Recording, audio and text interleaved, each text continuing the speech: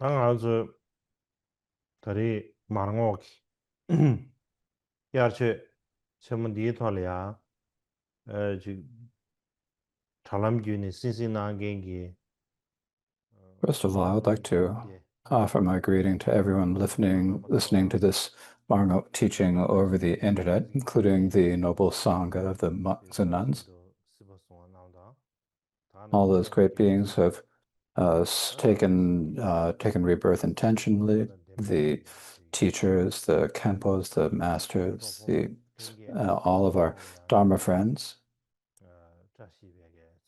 I would like to offer you all my auspicious greetings.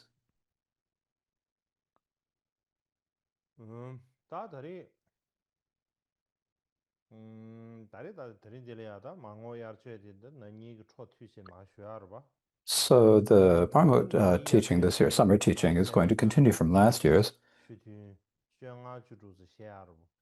Now, last year we had plans to have 15 or 16 teachings, but in the middle,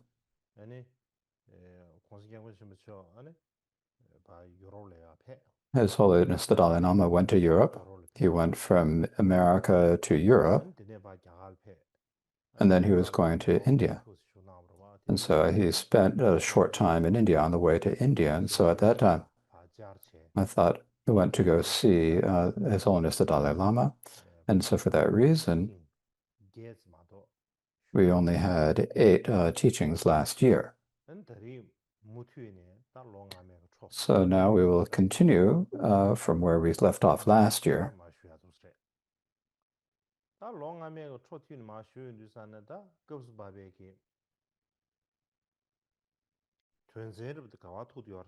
Now, in terms of where we left off last year, the point that we've come to are the 10 impermissible points. When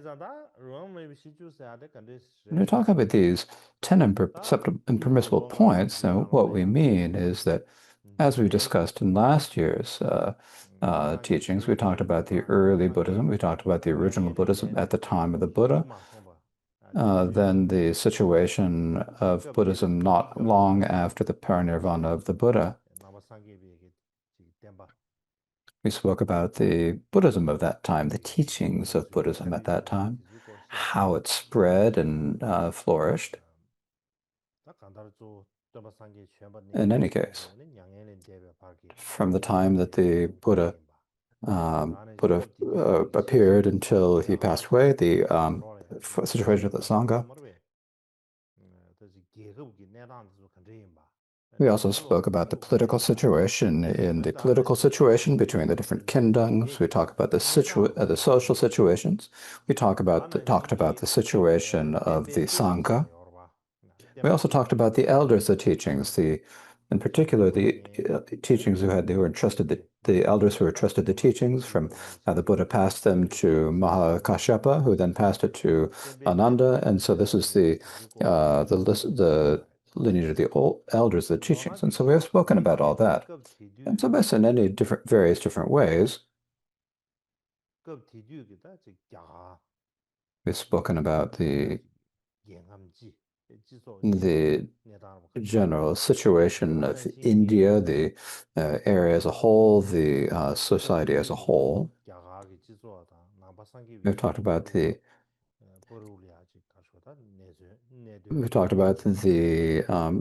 situations, the connections between the Indian society and the Buddhism Sangha. So these are the issues that we discussed last year. And we also spoke about the first Buddhist Council and how that happened, right? Let me talk about the first Buddhist Council. Was primarily right after the Buddha passed into parinirvana. In order to collect all of the sutras and the Vinaya that were said at the time. And we say that it is a collection or the compilation of all three Pitakas or baskets of the Dharma. But most modern scholars and researchers explain that primarily at that time it was the sutras and the Vinayas. So it's the first compilation of them that occurred at that time. And so that is why it's called the first council or the first compilation of the teachings. In any case, after the Buddha passed away,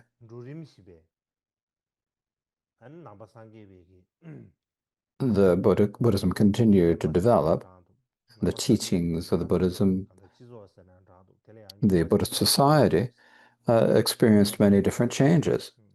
Many changes happened.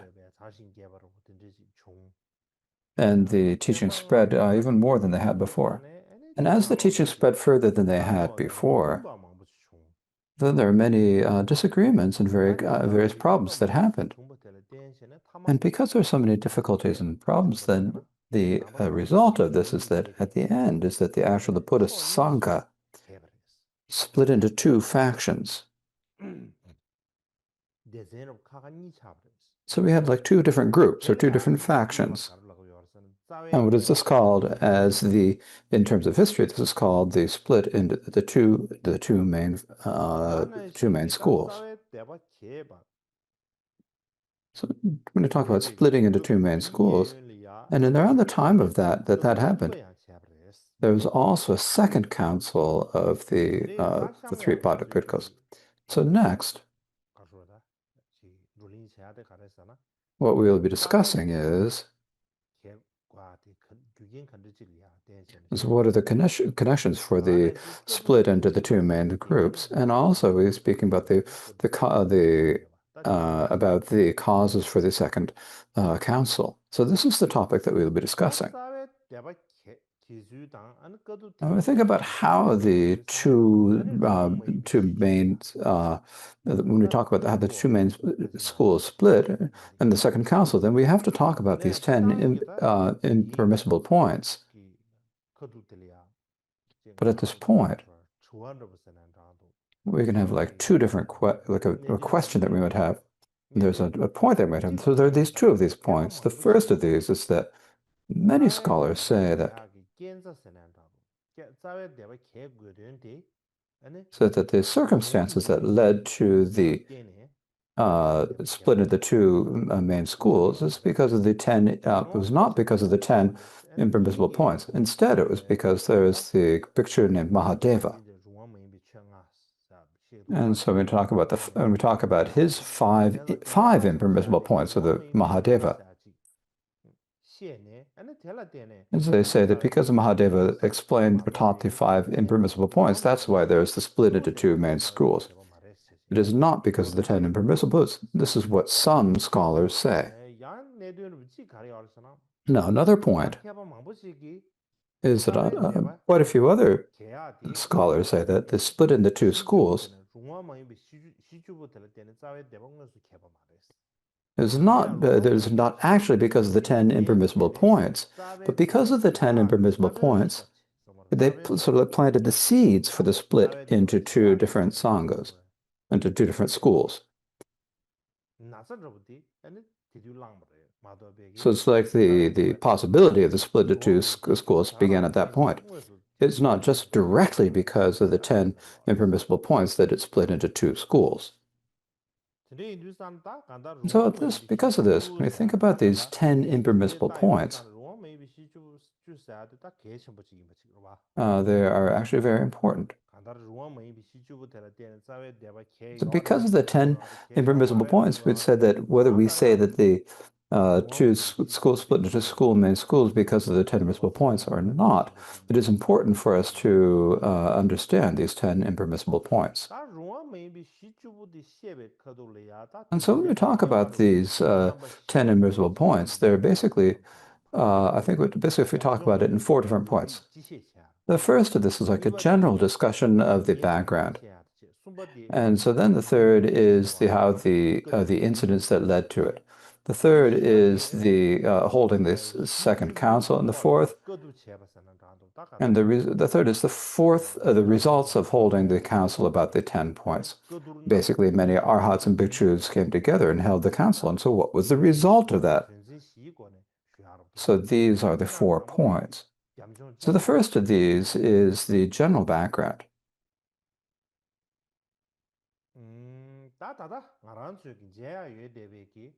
Now, most of the Buddhist scriptures that we have now describe the incidents leading to the second council in this way. So circumstances that led to the Second Council, or the catalyst for the holding the Second Council, was a debate over whether it's permissible to accept gold or silver or not. So at that time, talking about the gold and silver. Today, as we say, money, and the other is like the gold and silver coins, right? So it's next one, whether it's permissible to accept gold and silver coins. So this is what the debate arose from. And the way this debate arose is that after the Buddha's parinirvana, Buddhism continued to spread from the central regions of India up the neighbor regions. And when you think about it, there was a tributary of the Ganges called the Yamuna that went up to the city of Mathura.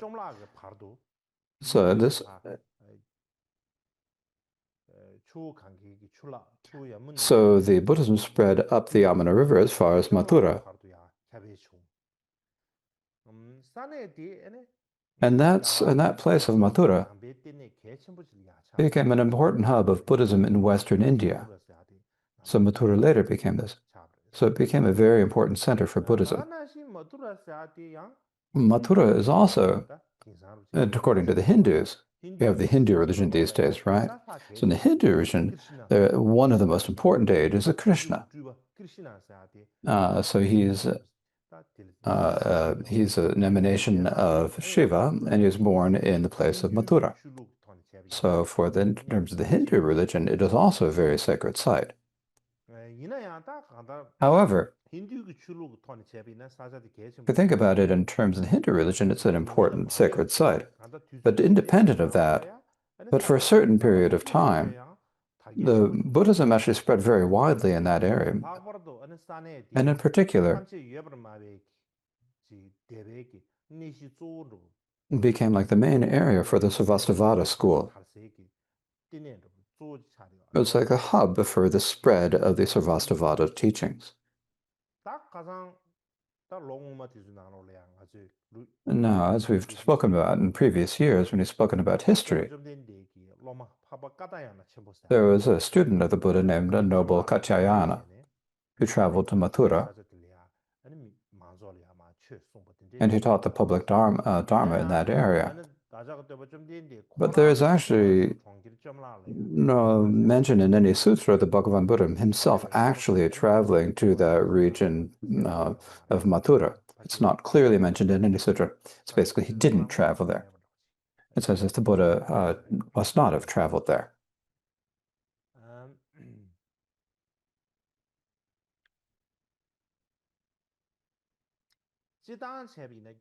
So now generally, when you think about the western areas of India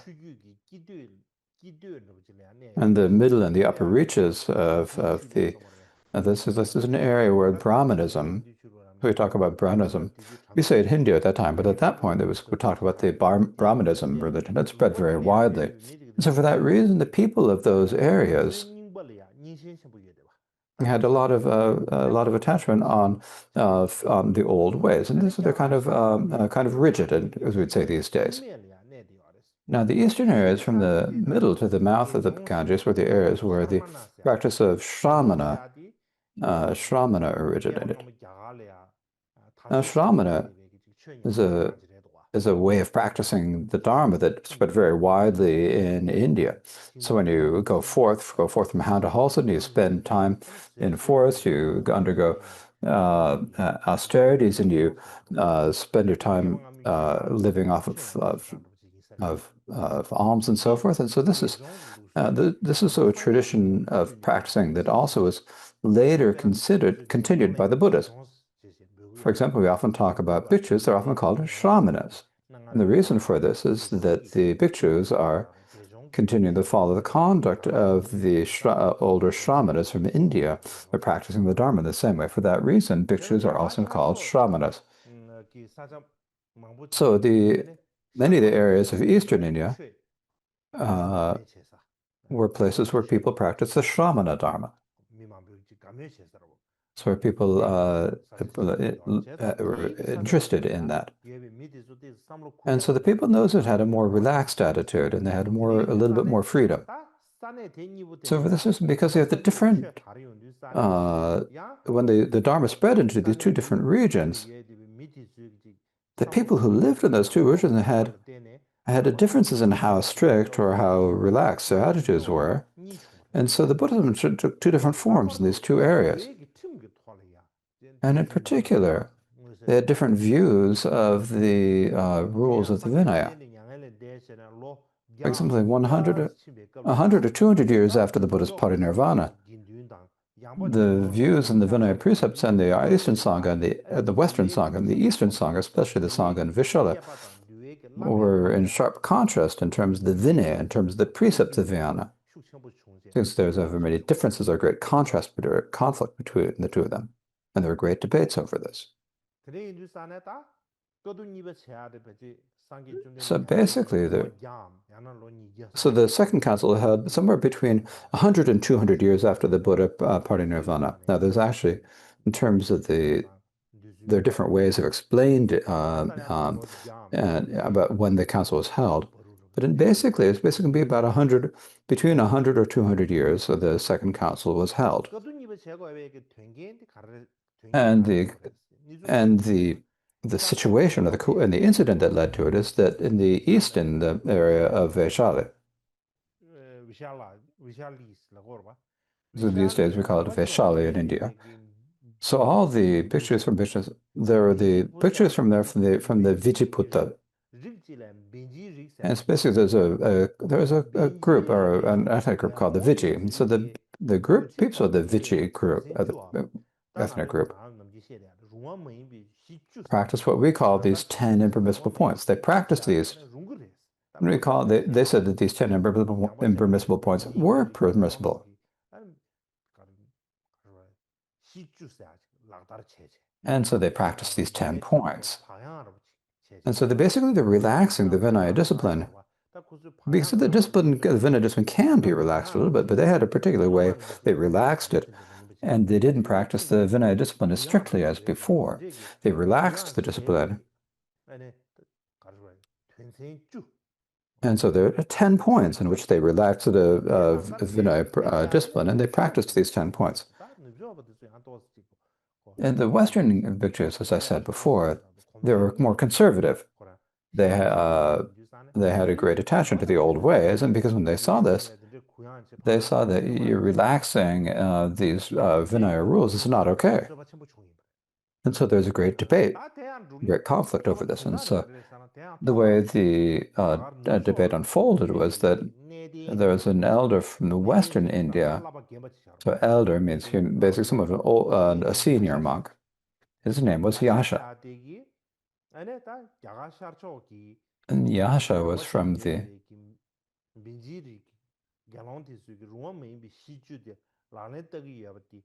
when he saw that the Vajraputta monks from Vaishali were practicing these 10 points, he saw that they were contradictory to the Vinaya, and that they're actually very dangerous, and so he raised this point. The reason why it's called is Yasha, and so his full name was Yasha Kakandaka Putta. So Yasha Kakandaka Putta is his name. His short name was Yasha. And another name that is known by was Yashoda. And so in Tibetan, say Yashoda, we translate it's called, in Tibetan it's called Chakpa. And so we have the translated in the minor topics of the Tibetan Mula Sarvastivada as Elder Yasha. But according to the Sarvasta Buddha, it just says Yasa. It's Yasa Kakandaka Putta. In any case, it's the same person, just different names for him. But the person is the same person. When you talk about this Yasa, this elder Yasa was according to the Sarvastivada 10-point Vinaya, and according to how it's taught in that, this picture, this elder Yasa was actually a student of Ananda's. He had first been born as a Brahmin, later he went forth and became very well learned in the Buddhist teachings. And he also achieved not only was he learned, he achieved the level of Arhat. So at this point, he's actually the most influential elder in the Western regions. And so he's a very important arhat.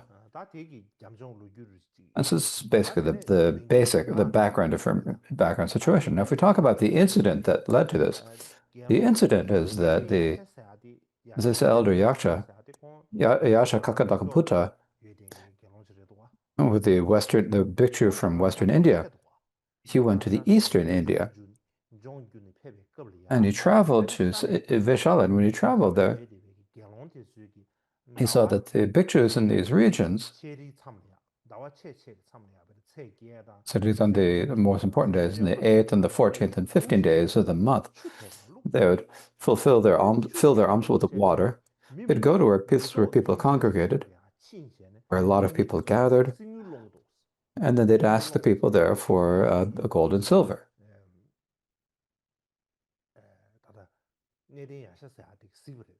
And so the elder Yasha saw this. And while they're begging for gold and silver, some lay people wondered what was going on. Some of them, the ones who kind of understood the bhikshu's rules, understood that, they wondered, they said if the bhikshus aren't allowed to take gold and silver, and they wondered what they were doing. And so some didn't give them the money. Some would, but some didn't. And some people, what they said is they would. And they describe these, the children of the Shakyas, basically the students of the Buddhas, means the students of our teacher, the Shakyamuni, were begging for Buddhas. And many, they criticized this. They said it was a problem. And then there are also who actually directly gave gold and silver. So in general, at that time, the middle reaches of the Ganges, they're sort of like the eastern part of central India, or at that time were more economically developed. And in particular, there was a lot of trade. And so the city dwellers at that time would keep a lot of gold and silver money. And so at that time, when you're asking for instead of begging for food and drink, they'd ask for money, for gold and silver in place of alms. So as the place became richer, and because it became more economically powerful, so instead of asking for food and clothing, they would ask for money. So these days, if we look at it in terms of present situation, we have talking about taking gold and silver. We don't take these the gold and silver itself, but we take paper currency, and the donors give it, and the bhikshus take it. And so it's actually and so it's not something that we do. It's nothing that we're at all amazed about or surprised about. But at that time, it was like a new phenomenon. It was a new phenomenon, something that had never happened before. It's like a really new issue. Because before then, the early Buddhist Sangha, when they begged for alms, they would ask for food and drink, but they wouldn't ask for. They had no custom of asking for gold and silver. So all of a sudden, when this practice spreads widely, then it didn't match the early Buddhist Sangha's practice. So that's a big issue at that time. So these days, what do we say? And so whether it matches the Vinaya practice or not, the donors give the money, the bhikshus accept, the monks and nuns accept it, and so this is how we do. So we don't worry about it, but at that time,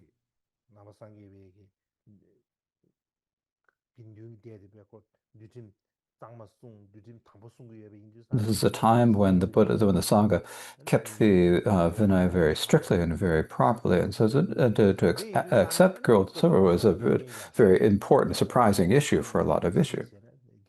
And so Elder Yasha saw that the bhikshus were accepting gold and silver, and he said to them, asking for gold and silver is asking for the impermissible. It's not in accord with the Vinaya. This is what he said. And this is also explained in the 30th fascicle, the Mayashashika five-part Vinaya. To say it as it's there, to give an overview of that, it said at that time, Yashaka Kantakapu said to the butchers at the Kutakara Hall, the Mangilaki said at that time to these people who were at that point, what he said to them was, you're all taking gold and silver, right? And it's not good to beg for gold and silver. And the reason why is if you beg for the impermissible, then it is an offense for both the donor and the recipient. And I heard this directly from the Buddha himself. He heard him say that this is the fault. He said that this is a fault for both the donor and the recipient. And so for that reason, if you ask for the impermissible, then it's not good. And when he said this, what the bhikshus from Vaishali said was, so this is what he said what Yasha said to them, to the bhikshus from Vaishali. Not only did Yasha say this, he didn't only speak to the bhikshus, he also spoke to the lay people of that area, and he explained to all of them, no matter what age they were, and said that, and so you're giving the gold and silver to the bhikshus, and you shouldn't do that, because if they ask for the impermissible, then it is an offense for both the giver and the recipient. And so he said this gets advised to the bhikshus. He said it also to the lay people of the area. In any case,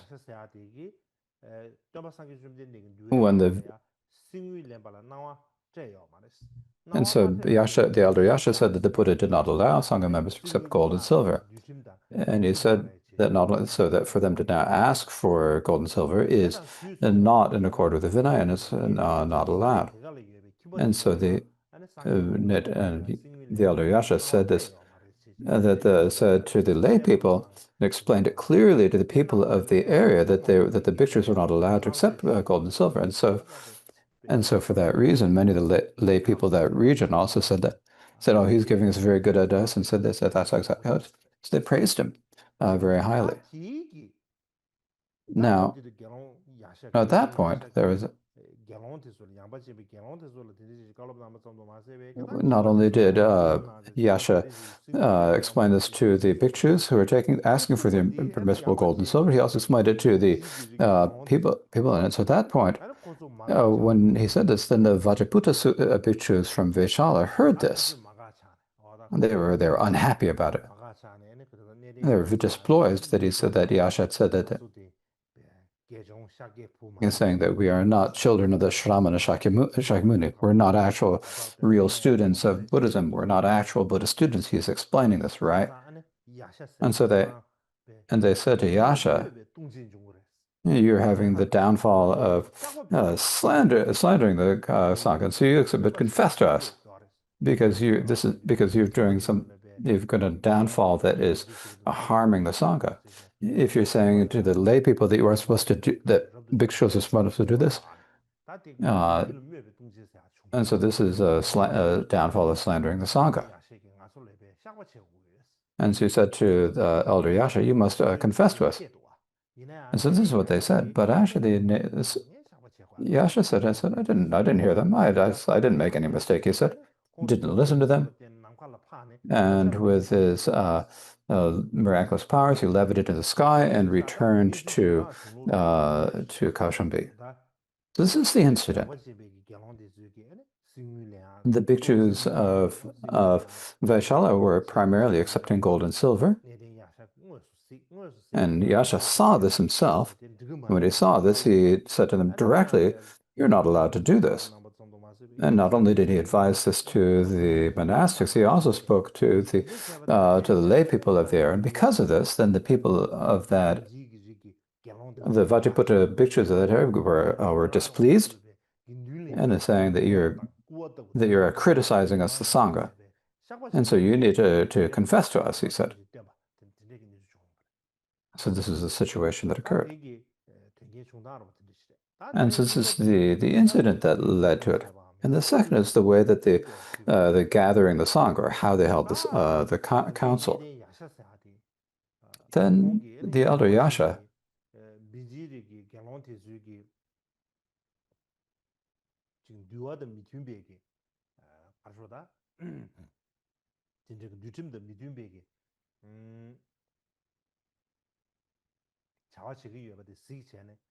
when Yasha saw that the Vijayaputra pictures of Veshala were practicing or acting in ways that did not accord with the Vinaya, and so in order to stop this, he gathered many bhikshus, and particularly he gathered the elders, and for that reason they had a council, and they decided to discuss this. And because for that reason, then Yasha himself returned to, after he had returned to the West, and at that time, he asked several well-known elders who lived in that area to, I said, I'm going to hold this council, and you please come. We're going to gather, and we're going to have these, and so please come to this council. And he requested them to come. And as he requested them at that point, there were two very well elders from that area. And these two, who the first of them was an elder named Samputa from the region of Mathura. It was from I'm not sure about the Indian name, but he's from another area in Western India whose name is not very clear, whose name is Revata. So Revata. So they invited both of them, and they both agreed to participate. Not only did they explain it, but also it says in some scriptures, there's an account of Revata went to Yasha himself, and he heard that, and he said that the bhikshus of Veshala are practicing the 10 impermissible points about, such as accepting gold and silver. And he asked, are they permissible or not? And so there's a story about how Yasha asked Revata about all of these points.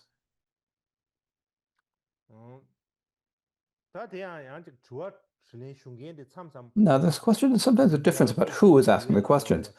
It's described differently in the scriptures of different schools about who was asking and who was responding. For example, in the Sarvastivada 10-part Vinaya, the person who asked the elder Revata was the elder Yasha himself. According to the 4-part Vinaya of the Mahashashaka, it was a Yasha himself also.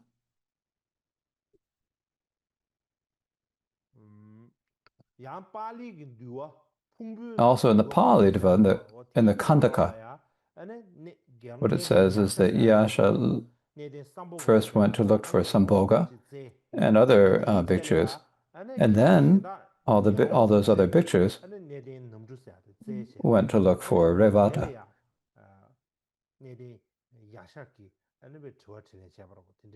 And so at that point, then Revata, Yasha asked Revata. Likewise, there are also the Mahashashaka 5-part Vinaya and so forth. And other scriptures have many different descriptions and different details of some of the instances. But in any case, there was whoever the questioner was. But the main point is that in all of these scriptures, what it says is that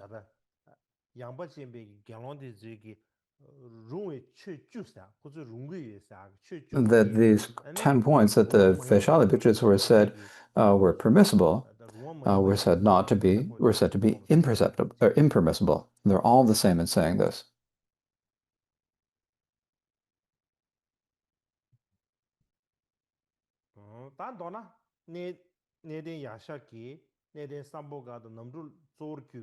In brief, then Yasha, in addition to Samputa and Revata, gathered many bhikshus from the areas of Pataliputra, which is present-day Patna. There's the area of Avanta, as well as many bhikshus from the region of Dakshina, So when we talk about pictures here, we primarily mean arhats. He invited many arhats.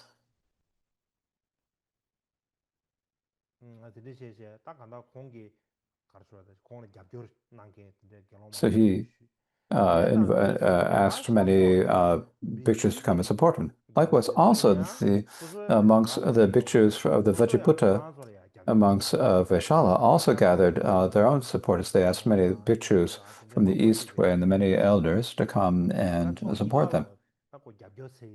So basically, there's people supporting them on both sides. So the people who supported them from both sides. So both. So there's the supporters of the people from the west and the bhikshus supporting people from the bhikshus from the east. In the end, there were 700 elders. So elders here, again, we primarily, mostly we say arhats. So these 700 elders are arhats, as well as 20,000 members of the Sangha. So just basically, there are 20,000 Sangha members who weren't elders or big arhats. So this is during the second council. Now, the place where the council was held was at the Amrapali Grove in Vaishali. And this is the place, the site where the second council was held. And the main people, according to this, were the elders who participated in the discussion. But there were so many elder arhats, there were over 700 of them. There was a huge number. And so for that reason, if everyone were to discuss, if everyone expresses their opinions, that'd be very difficult. There are too many people and very difficult to organize. So at the end, what they decide is that each side would choose 4 elders to be their representatives. So there are 4 elders from Eastern India, 4 elders from Western India, so a total of 8 elders or 8 arhats who are like representatives of both of the sides. So basically, there are 8 elders or arhats. Now, the names of these elders or arhats are taught a little bit differently in the different Vinaya scriptures. Now, there are these differences, but we could collate it basically as the 8 are first. So there's the first is Sarvakamin. Sometimes it's Sarvakamin in the Tibetan translation, he's called Sarvakamin, but in the Pali it's actually Sarvagamin, or in other, he's talking about Sarvagamin. And there's Revata, Sambhuta. Sambhuta in Tibetan is Yandakye. And there's Yashakakandaka, Yashakakandaka Puta, Sumana, Salha. And there's the elder Kujasapita, and also Vazabhagamika. So these were these. In addition to these 8, there was also one person who had only been ordained for 5 years, but was capable of spreading the teachings, and in particular was very learned in the Vinaya. There's this picture named Ajita, and so if you add him,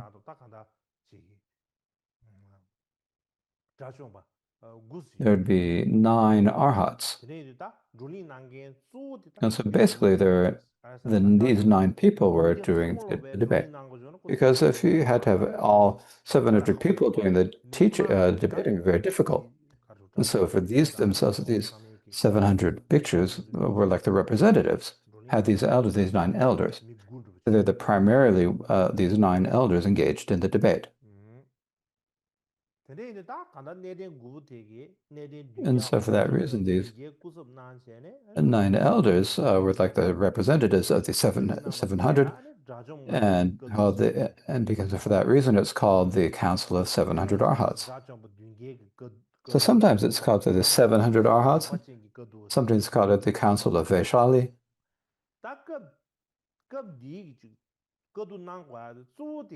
Now, the main reason it began, that this council was held because of accepting gold and silver. We've talked about the 10 improvements of posts, but the main one that I think that precipitated it was accepting gold and silver.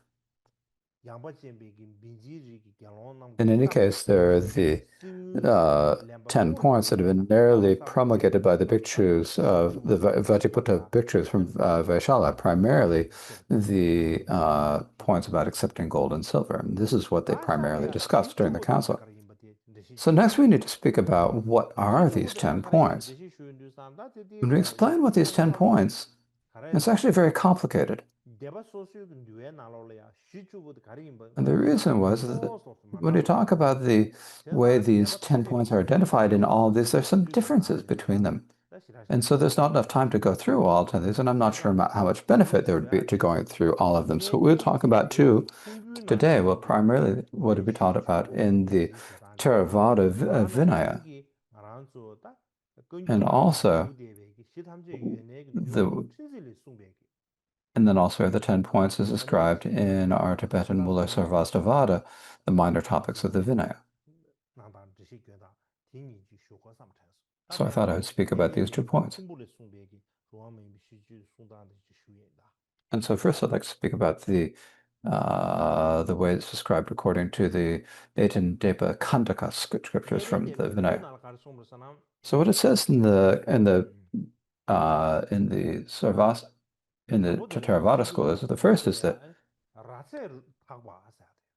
the first is called singulona, or the legality of salt. It's going to you have it start out allowing to store allow salt to be stored permanently in a container made out of a horn.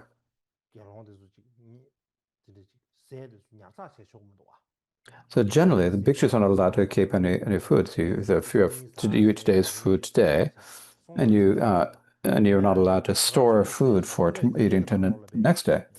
But if you have some salt that you keep in a horn, or in a container made of horn, then there's no fault. The second one is the legality because of 2 fingers. So this one is when we're measuring this instrument, we have like an instrument that we use to do that, to measure that. And with that, and in the old days when there was no tea, then you would measure the sun's shadow to tell the time. And when you look at it, if the shadow, if you've eaten your food, when your stomach was not full, even if noon has passed, but it's still, when you're measuring this, less than the shadow is less than 2 fingers long, then you may continue eating. Even if it's after, even if it's long, less than 2 fingers or less, then you can eat. If the shadow is longer than 2 fingers, then you may not eat. But if it's less than 2 fingers, then you may continue to eat. The next one is the legality of another village. And so if you've gone had a meal in one village, and then later you go to another village, then you can continue to eat again there. So no problem to do that. I think this is related to the fault of eating repeatedly, the downfall of eating repeatedly.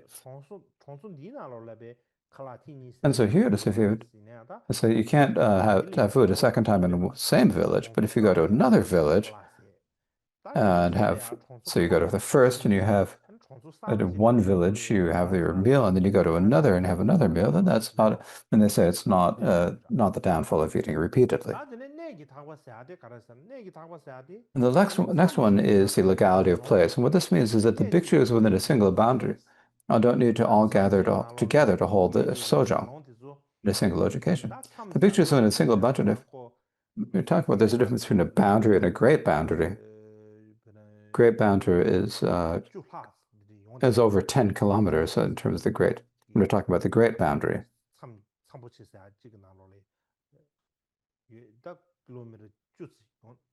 And so if it's all the bhikshus within the 10 or 11 kilometers, they have to, or 18. It's 18 kilometers, sorry. If you don't know, the bhikshus within an 18-kilometer radius, if they'll have to gather for the sojong, then it's very difficult. And so that not all of the bhikshus in a single place need to hold sojong together. They can all do it in their own place. But there's something we can talk about, this way they're relaxing this. 经过了소소소借钱에 양코 드리钱에 소송 제 초구에서 저 아주 기지 지어봐. There's a discussion we talk about whether people are there's a in practice we have some that are similar to this point, because before this happening, before that, basically all the people within a boundary who had to gather for absolutely had to gather for sojong, and some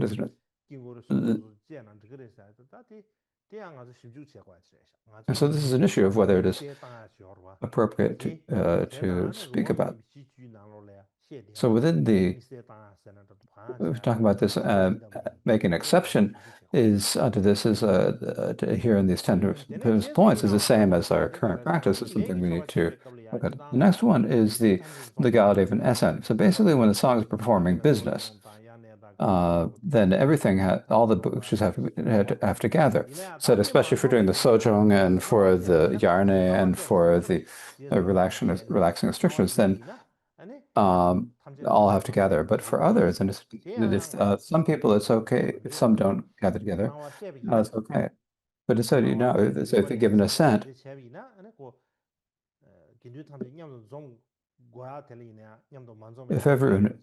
if the monks assent, then it's fine.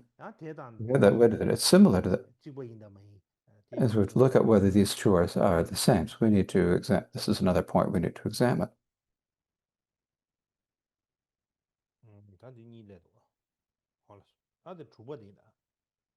So now we'll talk about the sixth. The sixth one is the legality of assent. So it says legality of custom. It's permissible to follow one's abbot's and teacher's ways of doing things. This is what we talk in these ways, is about the visual transmission. If you look at your abbot and your teachers, you're allowed to continue to that if they've already if they've already been doing it, then it's okay to continue practicing in the same way as they have.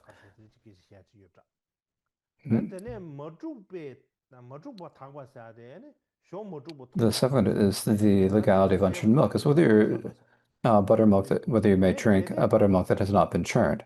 The next one is the legality of coconut beverage. So like a coconut tree. Now in the coconut trees, they have the sap of the coconut tree.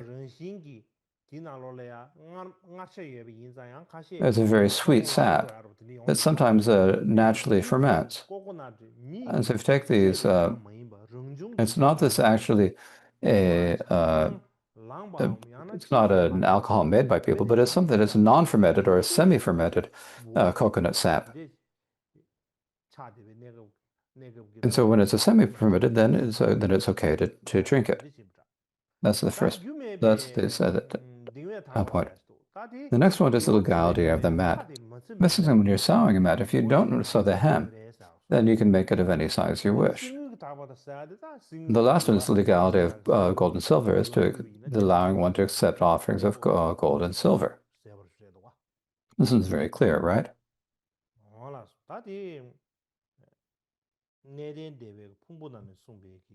So these are the way the 10 principal rules are described in the Theravada Khandaka. When we think about when we look at the way it's described in the Mulasarvastivada minor topics of the Vinaya, it's a little bit different.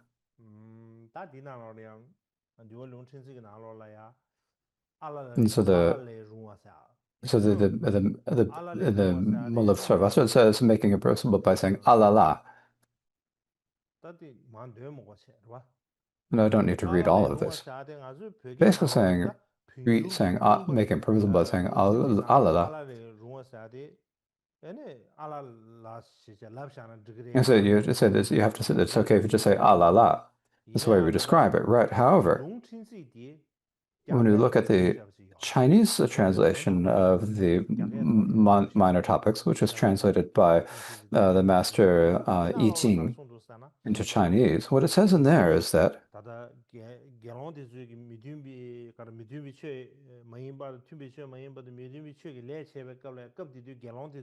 and what it says is that when practicing non-dharma with no consensus or non-dharma with consensus, dharma without consensus, that Singhas would say give their permission. You say giving assent, saying it's like saying if you say, are you going to do that? You say Allah, saying, oh yeah, that's fine. And if you say that aloud, if they give that with a say this very loud, they're giving their assent.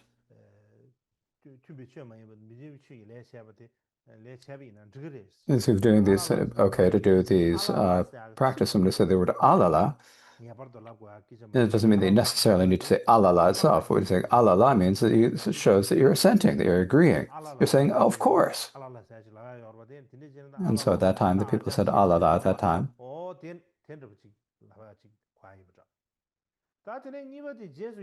Now, the second one is the permissible, making something permissible by rejoicing. Now, if we look about it as described in the Chinese translation, when they're holding the motions, if the books are out of the range of when they rejoice, they could, then you could help, then it's okay to pass the motion. And the third of these is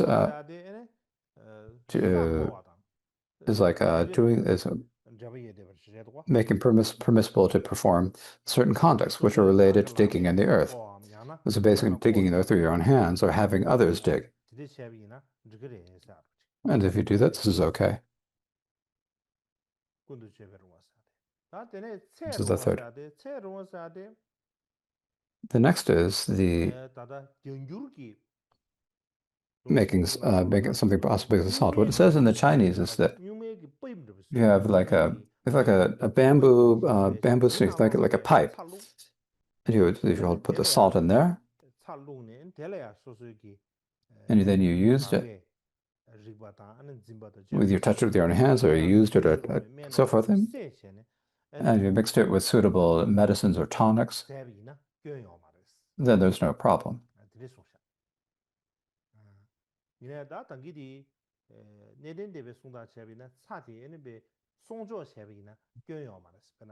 Now, the Theravada says that it's okay to keep the salt. So if you put it in a horn, a container made of horn, and keep it, then it's no problem. So these two are related.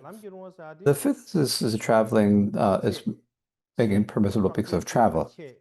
So going 1.5 leagues, you gather in one place and then gather in another place 1.5 leagues away, then it's okay to travel. So you first have your meal in one place, and then you go 1.5 ligas, and you get to another place, and you've all gathered and eat your food, then that's also okay. So I think that's what it's saying.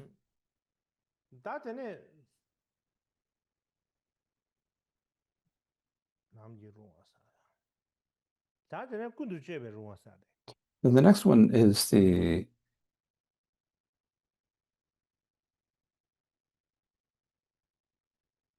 making things permissible because of the conduct.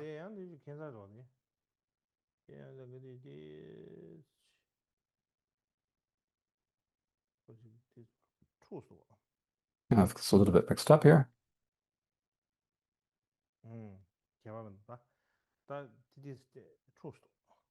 I've mixed up a little bit here.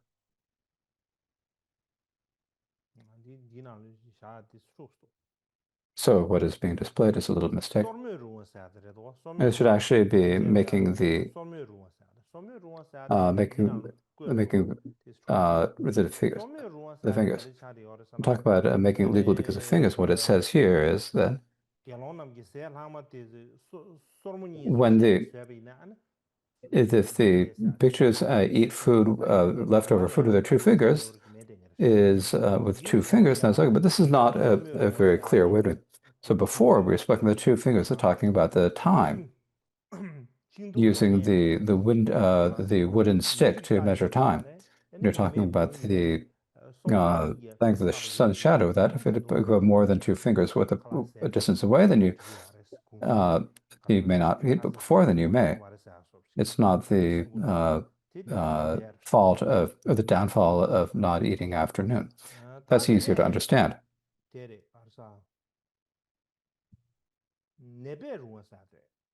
next one is that the ill peoples drink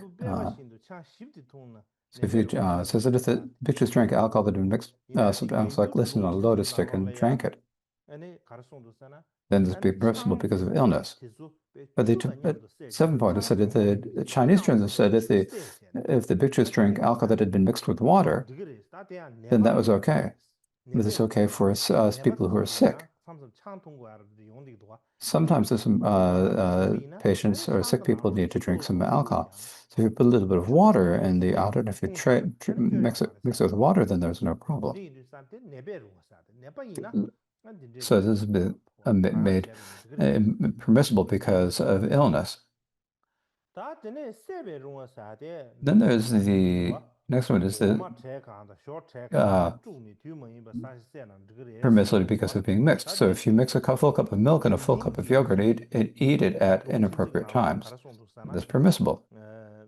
What the Chinese translation says, it's basically the same. If you're mixing a cup of milk, but here the Chinese translation doesn't say yogurt, it says mixing water. You're mixing the milk half with water, and you drink it then there's no fault of drinking at the inappropriate time. Because the issue of whether when you're giving up food afternoon, whether you can drink milk or not.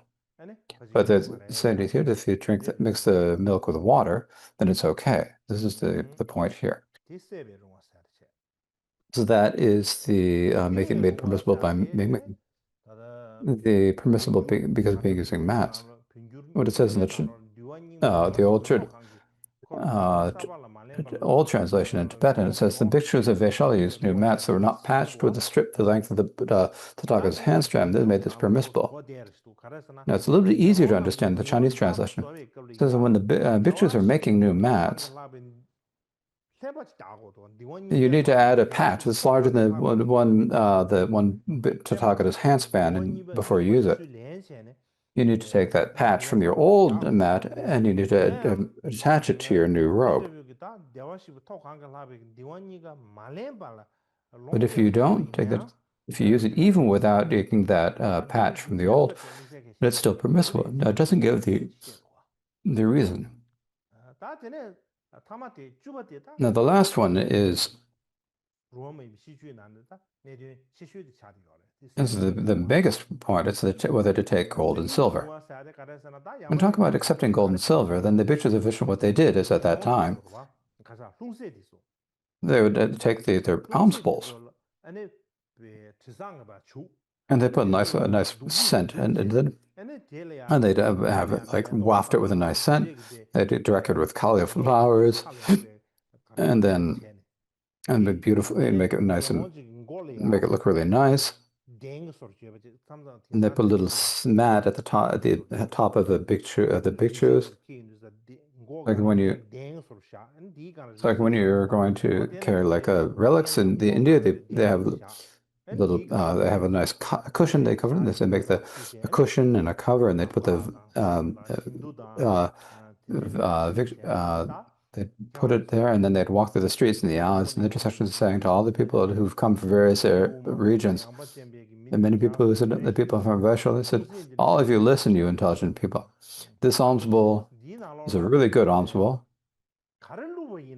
And whatever you put in this alms bowl will bring you a great result, bring you a great benefit, great result, great merit. And so if you have jewels or gold or whatever, or any other precious substance, if you put it in this alms bowl, and you'll get great benefits. So they were asking not only for food and drink, they're asking for jewels, gold, and other precious substances. So this is the practice that they had, and they're saying this is not okay.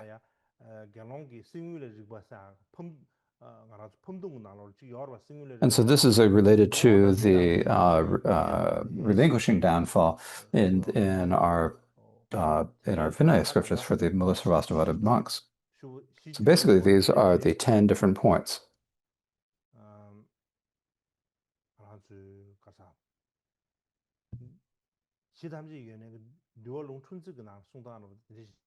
So that is how they're described in the Mulasarvastivada minor topics. 사전 대변 디와이나 안자 추sun 대변 디와이나 안자 So whether we're thinking about the Mahishashaka Vinaya, the Dharmakada, or the Sarvastakada Buddhism, or the Mula Sarvasta Dharmaka, all of these talk about the 10 points, but they're described in different ways in each of these texts. As I described before, I mentioned the Theravada description and our Tibetan Buddhist Mula Sarvastivada description. And so I've just gone over these two different ways of discussing it both. And I think that's probably enough for tonight, a good spot and place to stop.